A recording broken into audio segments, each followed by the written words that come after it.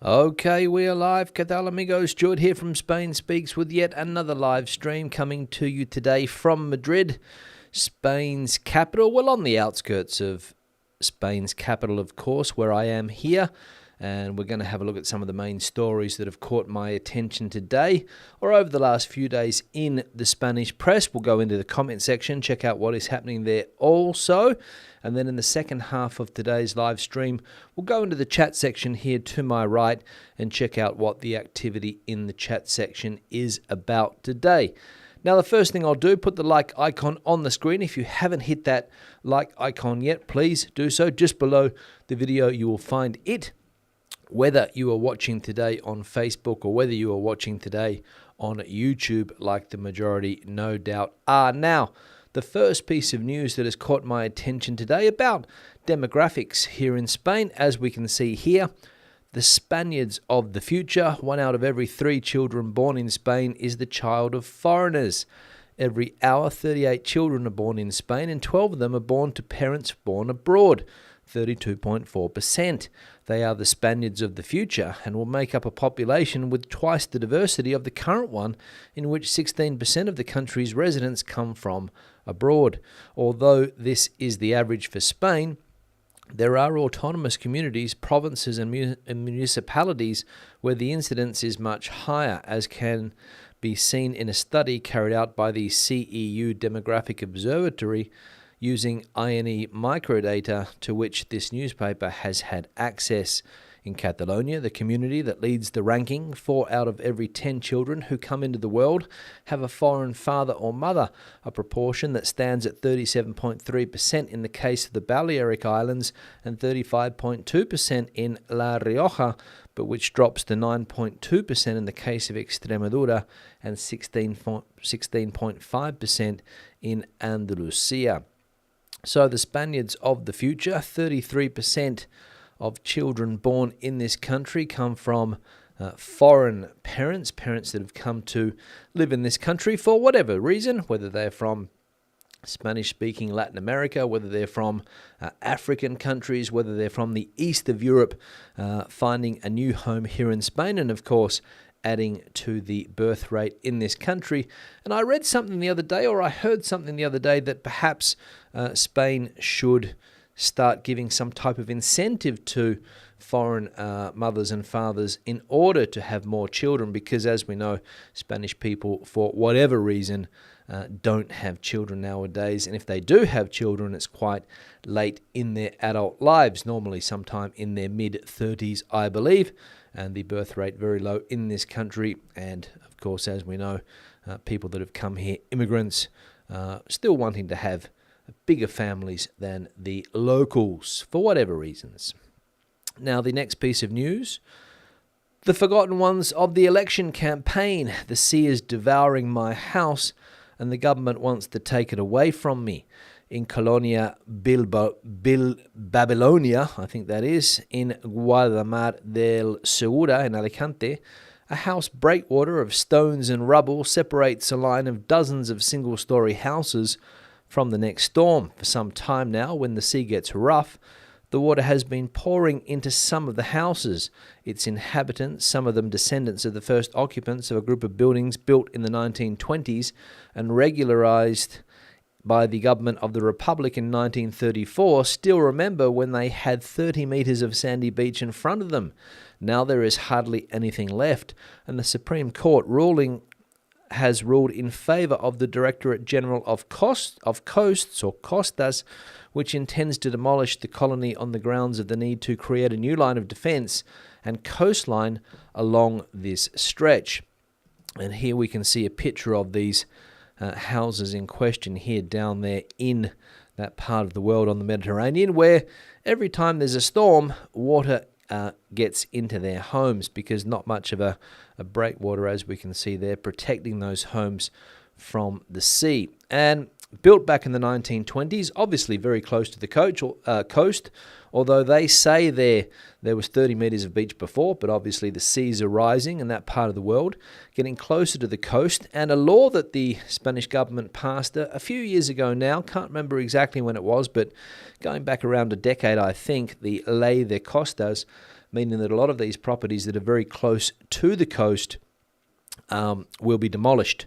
And that's what people are fighting for. There's a political movement going on to try to save these houses, or at least give the owners of these houses some type of rights so that they can get compensation, I imagine, and buy a house somewhere else. But the Ley de Costa is prohibiting, of course, building nowadays so close to the coast. And but for those residents, built back in the 1920s, their homes, and given the okay in 1936, of course, they probably weren't thinking about seas rising back then. But it's a dilemma for those homeowners, not only in that part of Spain, but I think there's a few thousand people in a similar situation up and down the Mediterranean coast. And I want to thank somebody who brought this to my attention a few weeks ago, maybe a month ago, on Facebook. Can't remember who it was, but thanks for pointing that out and highlighting this problem. And the next piece of news, let's have a look. Rains and mild temperatures will last until mid-June. They will keep the drought from getting worse. An unstable week ends with a weekend of unstable weather. Saturday and Sunday will be marked by an atmospheric situation that will give rise to showers and storms in the southern and eastern thirds of the peninsula and the Balearic Islands, according to the Spanish meteorological agency, the AEMET. The rain that will be stormy in some areas may be locally intense, with yellow warnings activated in the coming days in several provinces, especially in the Mediterranean, by heavy rainfall and storms, point from eltiempo.es.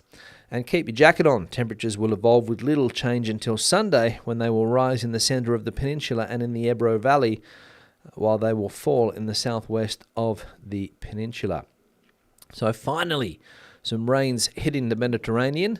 Obviously, the people that have those houses close to the coast, not looking forward to the rains and the storms, of course, but for the rest of the population down there, where it has been very, very dry, some rain at last. And I've received various comments on the channel and some emails from people telling me that the clouds have finally delivered in some parts of the country, where up until now it has been very dry.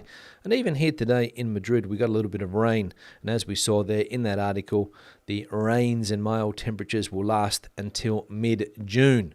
So good for the drought situation, bad for tourists coming to the country, who most likely get a little bit of rain for the next few weeks. But anyway, rain is needed. And the final piece of news: the healthiest siesta, according to science: short, early, and not in bed.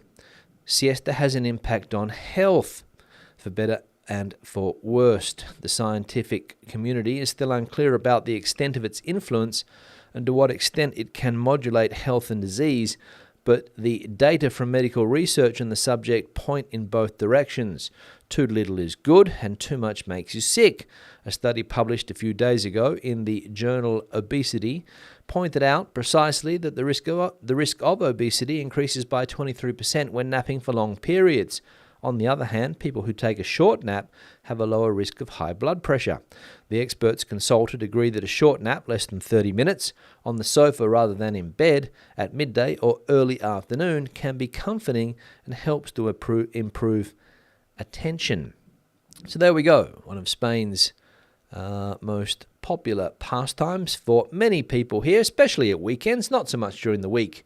Now, of course, in big cities, people are busy going about their day-to-days, don't have time to have a siesta, of course, but at weekends you will find that a lot of people doze off or nod off for 20 or 30 minutes, sometimes longer, but as pointed out in that text, the healthiest siesta, short, early, and not in bed. So if you're going to have a siesta, according to experts, on the couch, 30 minutes max, and preferably not too late in the afternoon. So anybody who likes a siesta or a nap, I'll put my hand up. I like a siesta every now and again.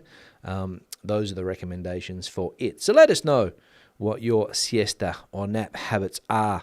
Whether you are a late siesta taker, whether you go to bed, whether it's on the couch, whether it's just in your chair nodding off for a little while, let us know what your habits are when it comes to the siesta. Now, I'm going to put the little like icon on the screen again. There it is. If you can hit the like icon, please, just below the video, you will see it. We're up to 65. You might be like number 70 or 75 or even like number 80 today if you hit that like button. Into the comment section I go. We'll check out some of the activity that's been bubbling away in the comment section in recent times. One here from Frank. Victory gardens, as in the United Kingdom during World War II, were to ensure enough fresh food during food shortages. Now, I'm not sure why this comment popped up. I think it's got something to do with the Madrid Premier's suggestion that everybody has some type of plant or some type of, plants basically, or some type of flower on their terrace. Not sure whether it's whether you need to have a little vegetable patch or not sure. But Frank pointing out there that during World War II in the UK, and I think this was common in a lot of the Allied countries. I think even Australia had something similar. Canada, I believe, the United States, the UK obviously here to ensure enough fresh food during World War II. Now, we haven't got to that stage yet where we need to have this type of garden, I don't think, although there has been some talk about different solutions to fix not necessarily the food shortages, but the food prices. Food, of course, fresh food going up and up and up every month. Some suggestions have been put on the table, not too popular, but I don't think we're in the need just yet for victory gardens. One here from Gloria. Regarding the government idea of having a food delivery service or supermarket, I don't believe the government needs to get involved in every form of commerce. The only time the government should step in to the free market is to prevent price gouging in the event of an emergency such as natural disasters or pandemic, when the most vulnerable are taken advantage of. And I agree with Gloria's comments here. The government, no need for them to step in and create a public supermarket or a public food delivery service. Let the private sector take care of those things. That's where we get efficiency in those sectors, of course. Maybe you can regulate the wholesale market. I think that could be an idea if it's not done already. I imagine that there is some regulation in the wholesale market. But when it comes to street-level supermarkets, let them do their job. And as we have seen here in Spain with the most efficient supermarket, the most popular supermarket, Mercadona, a lot of people seem to think they do a fairly good job, except for a few politicians who are putting these ideas out at the moment because basically they're just trying to get publicity. If you get your head on the front pages nowadays, you get publicity for the elections that are coming up. And if you don't get publicity, you will disappear into oblivion, which is probably what's going to happen for a certain political party.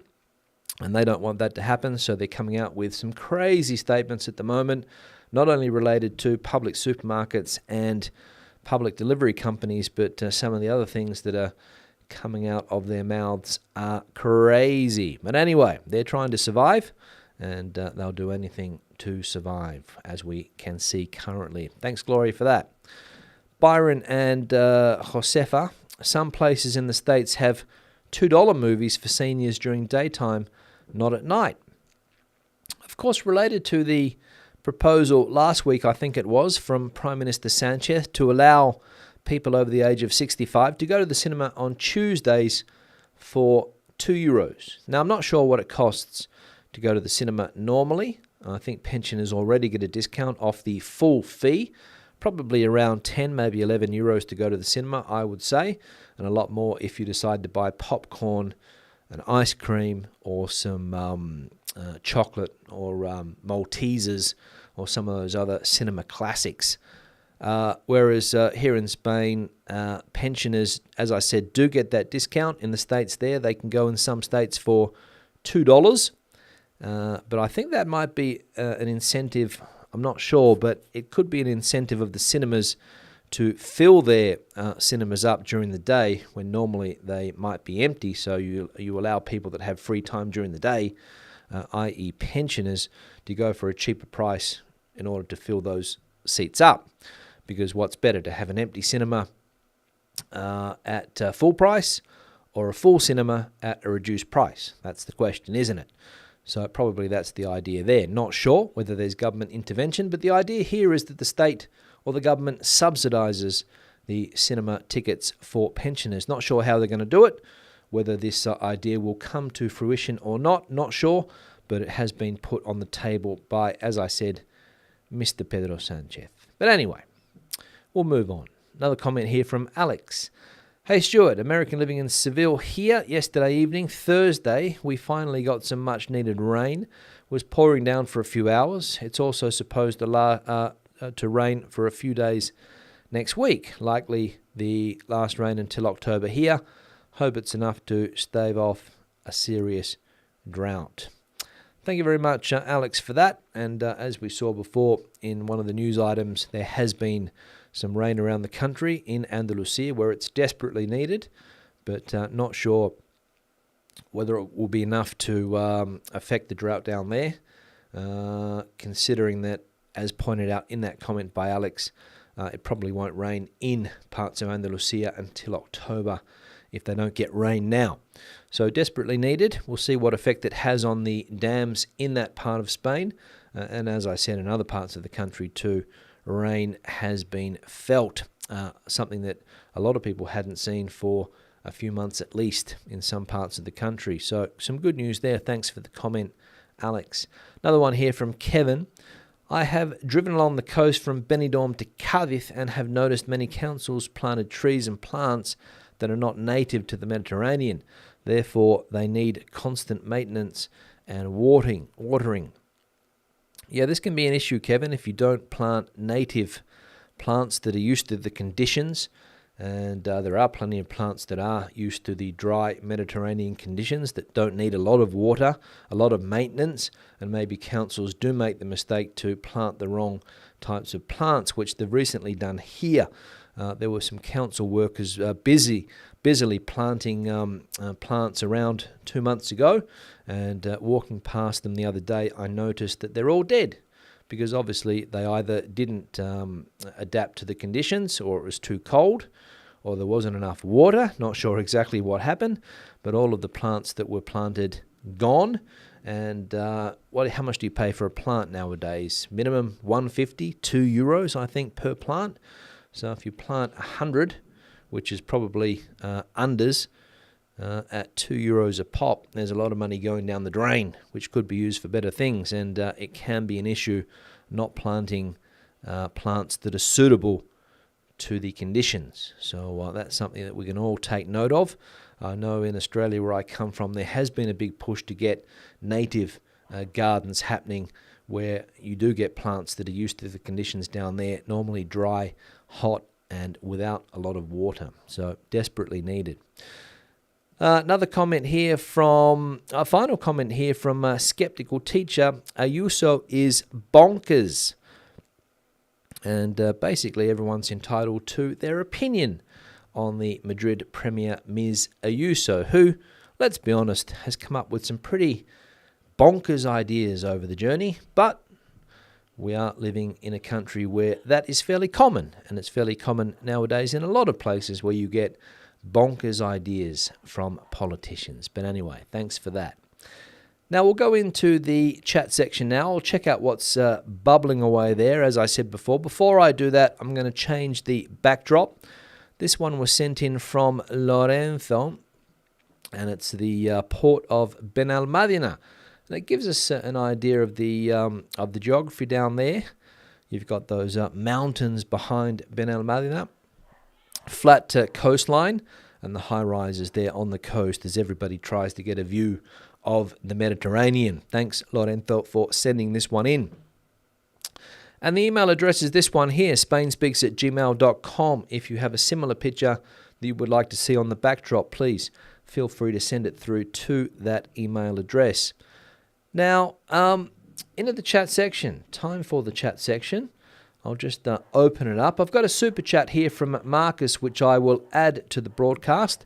Thank you very much, Marcus. €5, greatly appreciated, with a little beer emoji. And definitely, I will put that towards 1 beer, if not 2, in the very near future, Marcus. Thank you very much for your support. And I'll just put the thanks for the support on the screen. People that have either, like Marcus there, given a super chat or a super thanks. People that have bought me a coffee recently, greatly appreciated.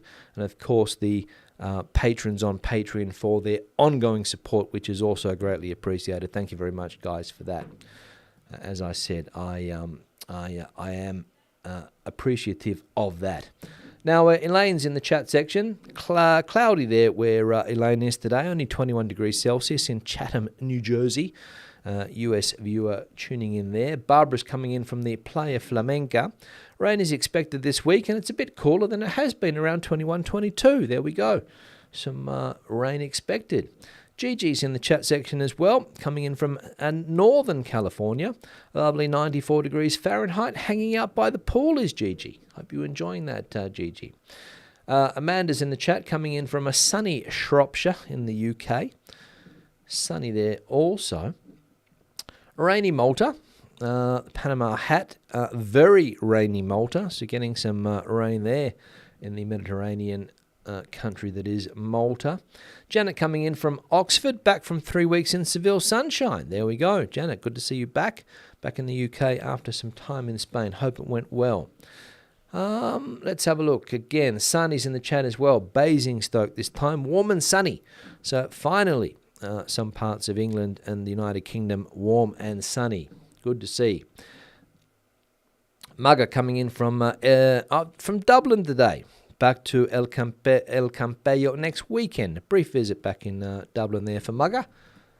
Obviously going back there to country of origin. Osawaka coming in from Oregon in the US. Hope all are well. Cooler day, 20 degrees there.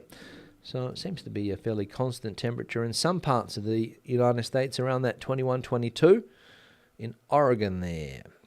Remy with a Y coming in from Saint Filiu. Rained all day, only enough to keep the grass happy. I think that's what we've had here also, Remy. Just enough to keep the plants a little bit wet. Angela and John coming in from a cold and windy Menorca, there in the Balearics. Erica coming in from 18 degrees Celsius, Terrassa. No rain, but it seems that tomorrow we have a rain warning at the moment, enjoying a lovely glass of Chacolí and some mussels as an aperitif.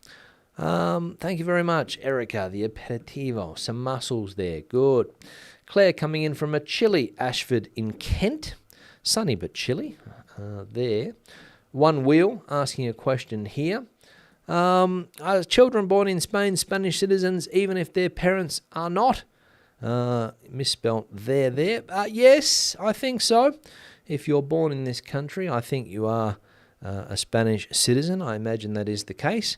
And I imagine that the people having the children are residents of the country.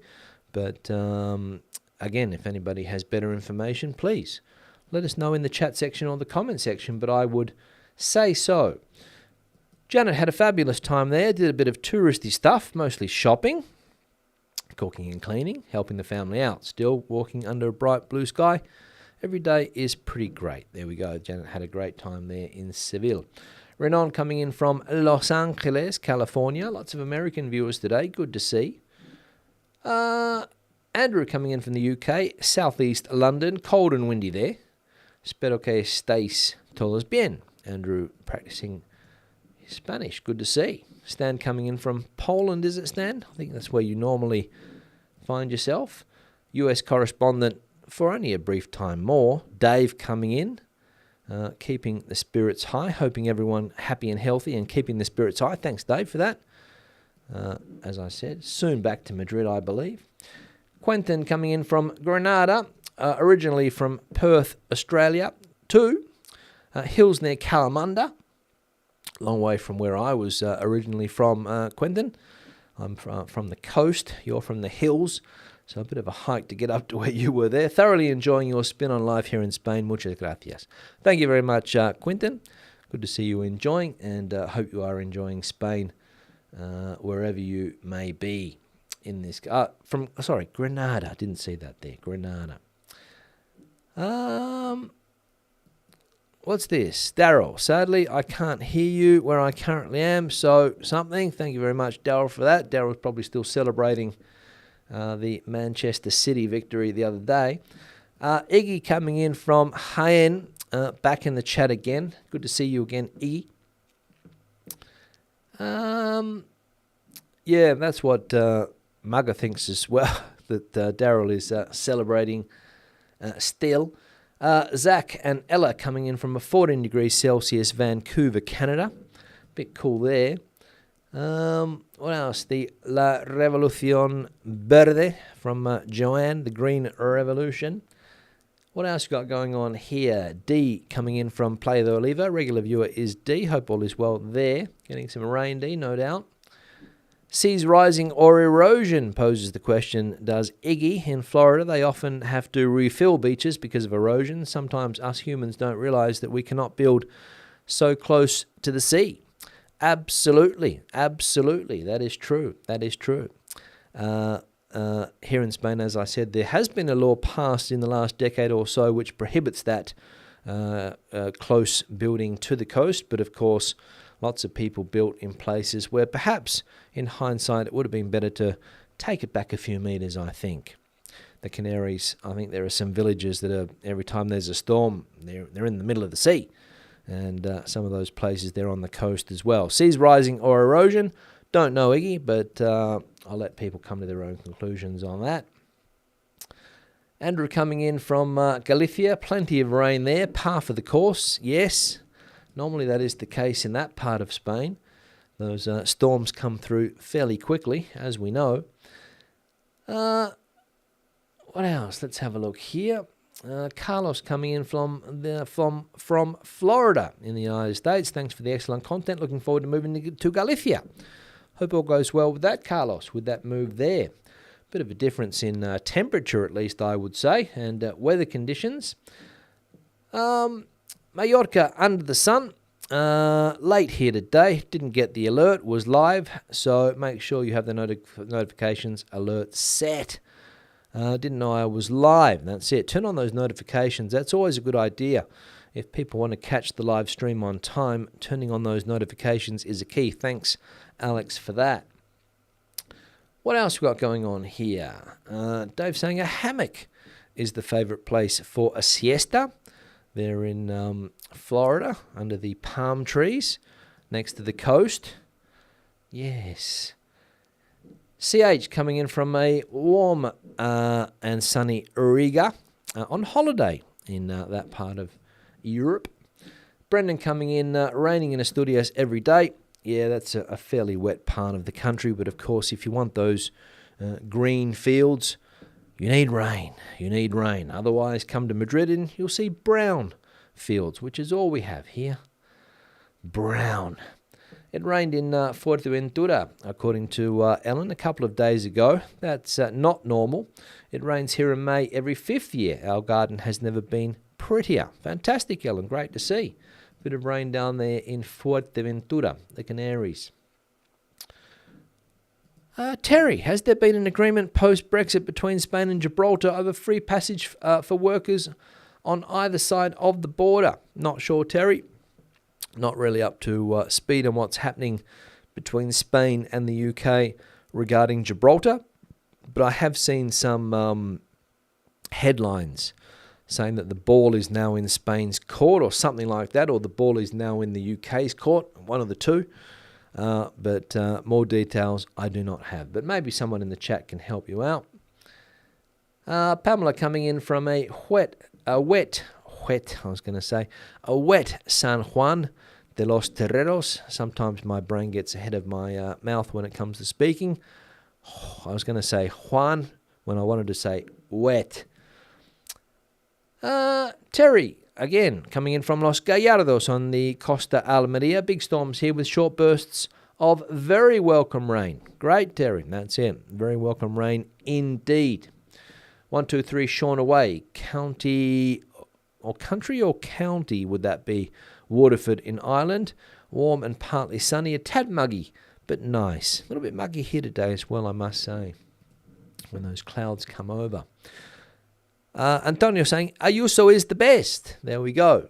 So obviously the opposite opinion to what we saw before when somebody called Ayuso bonkers. Bonkers. Liz coming in from a little bit rainy and cloudy Madrid. Absolutely, Liz, that is true. Might have got a bit of rain today. Steve coming in saying hi from Spain. Hello, Steve. Hoping you are well. Miguel coming in from a sunny Derbyshire. There in the United Kingdom too. Sunny. Ian coming in from a cloudy Can Picafort in Mallorca. So cloudy there, maybe getting some rain also. Miguel is watering the garden after 10 days with no rain in the southeast Derbyshire. There we go. So a little bit dry there too. Joan coming in from Switzerland. Nice part of the world is Switzerland. Jake, hello from Wales. 16 more days to go before I'm back in Malaga. We'll be staying for 5 weeks. Wow, 5 weeks in Malaga, eh? That's a nice holiday. Enjoy that one, Jake. Andrew saying that a child born in Spain of English parents automatically gets dual nationality. There we go. So dual nationality automatically. I know my son has dual nationality, but of course his mother is Española. But yeah, we went through the process of getting 2 nationalities for him, Australian and Spanish, and hopefully it will come in handy one day. Hopefully. Tony coming in from Chalot, I think that is, in the Jalón Valley. Have a good evening. Tony coming in on Facebook today. Hello, Tony. Hope all is well. Richard coming in from a glorious North Yorkshire. Nice and sunny weekend, and thankfully raining in the Guadalhorce Valley. Been raining and thunder today, and rain forecast most of next week. There we go. Down there in that part of Spain, rain forecast, which, as I said, a lot of people hoping for. Now, I'm going to change the backdrop here. Just give me 1 minute. This one was sent in by Heidi, and it's a place called Sonana The Avila. And apparently it's near Gredos there, one of the mountain ranges just west of Madrid. 2.5 hours, I think Heidi said. It's a nice place to go for a hike and take the dog for a walk. And if we have a look in the corner down here, we can see, I presume, is Heidi's dog. So thanks for sending that one in. And as you guys know, if you've got a similar picture that you would like sent in, the address is this one here, spainspeaks@gmail.com. So send them through. And if you've got any other type of piece of news that you want to send me, or anything that you want to bring to my attention, please, that is the email address. Send them through to that, to spainspeaks@gmail.com. So thanks, Heidi, for sending that one in.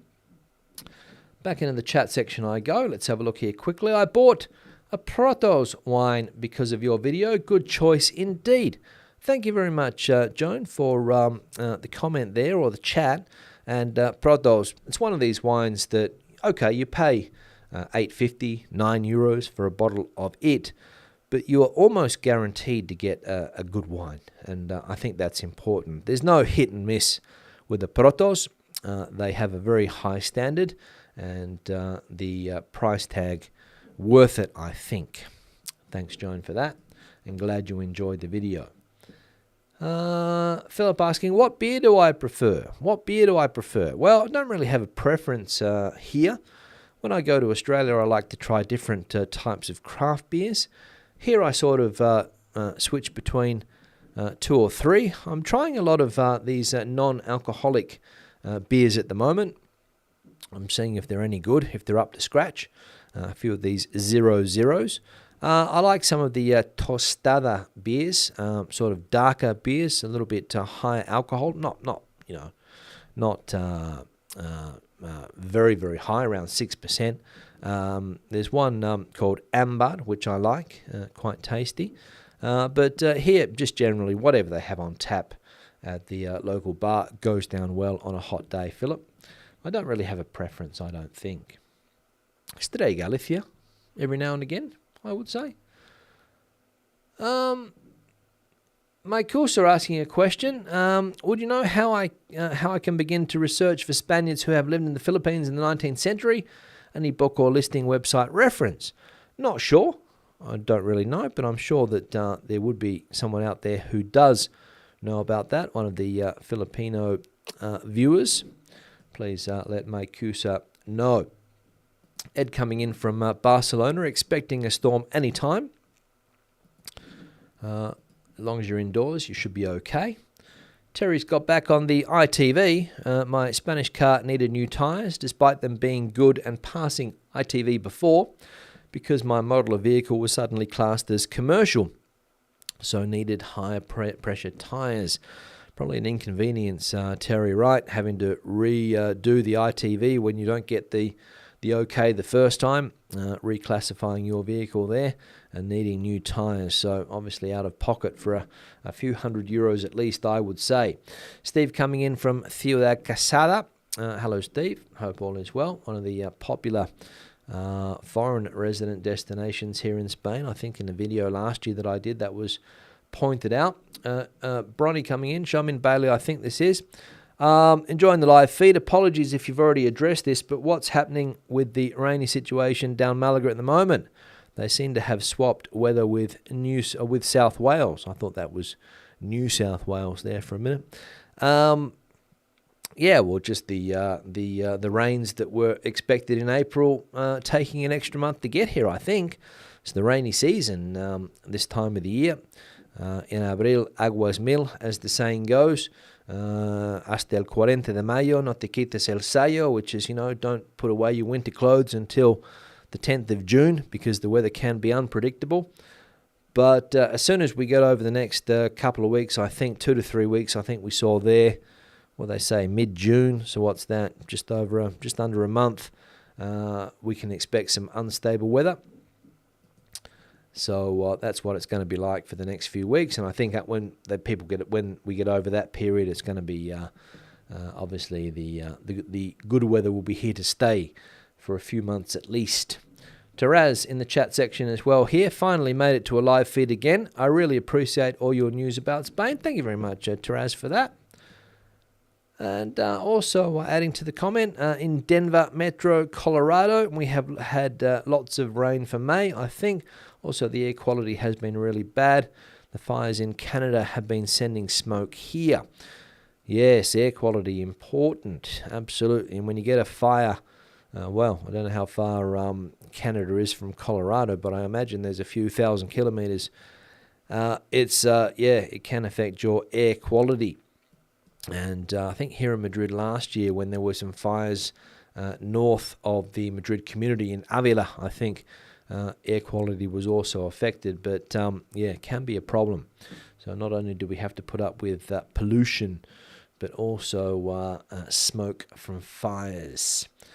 Miguel, yes, un mayo cada día un rayo. There we go. So another saying added to the list. And that's in May, every day there's a lightning strike or something, meaning that there's a storm. I imagine that is what that would mean. Heidi, put my winter clothes one way to get some rain our way. That's it. En abril, aguas mil. So I don't put those winter clothes away just yet. Even though the temperature's not cold, it can still be a little bit wet. You might need a jumper or some type of jersey when the temperatures do drop at night. Now, I've come to the end of the chat, so I'm going to start to say goodbye. Heidi, that's right. This is your photo. And is that your dog? Let us know, Heidi, if that is your dog there in the corner. So I'm at the end of the chat. It's been a pleasure as always today. Thanks for the super chat that came through before. I'll just see if I can find it here quickly from Marcus, which will go towards a couple of cold ones a bit later. Another comments, chats come through here from 123 Sean Away. Mind if I ask a question? There used to be a fantastic city at the railway station. There used to be a fantastic city at the railway station in Valladolid. I know it closed down, but does anyone know if the Argentinian Grill that was there opened elsewhere? So it must be some type of restaurant that was at that train station in Valladolid, an Argentinian Grill. Not sure, 123 Sean Away about that one, but thanks anyway for posing the question, and maybe somebody will be able to answer whether that Argentinian grill is still there. You might like an Argentinian barbecue every now and again, because the Argentinians, as we know, do know how to barbecue. They know how to barbecue, the Argentinians. Yes, it is Heidi's dog. Thor is the name. Thanks, Heidi, for setting us straight on that. Sorry, food court is what 123 Sean Away meant there. Yeah, not sure if anyone's in Valladolid and can help Sean out with that question. Is the Argentinian grill still in the food court near the train station in Valladolid, up there in Castilla León? So that's it today. Thank you very much for watching. It's been a pleasure. I'll be back again on Tuesday evening, 7:35 p.m. Hope to see you there. Thanks for watching. Thanks for putting your comments through in the chat section. And remember, anything that you need to add, you can do it in the comment section below. I'll see you guys again on Tuesday, as I said. Until then, hasta entonces, adiós, hasta luego.